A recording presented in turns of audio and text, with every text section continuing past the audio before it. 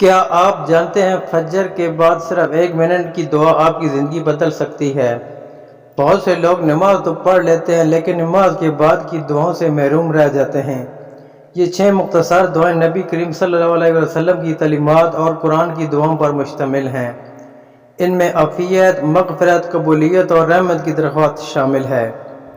دن کا آغاز اللہ کے ذکر سے ہو تو دل کو سکون ملتا ہے اور اللہ کی رحمت بندے کو ساتھ رہتی ہے۔ اس ویڈیو کو آخر تک دیکھیں اور یہ 6 دعائیں روزانہ پڑھنے کی عادت بنائیں۔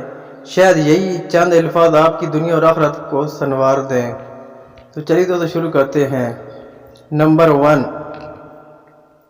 اللہم انی اسألک العافیت فی الدنیا والآخرۃ۔ نمبر 2، ربنا اغفر لی۔ نمبر 3، استغفر اللہ ربی من کل ذنب واتوب الیہ۔ نمبر 4، ربنا تقبل منا انک انت السمیع العلیم۔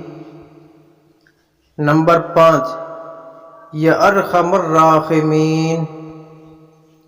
نمبر 6، لا الہ الا انت سبحانک انی کنت من الظالمین۔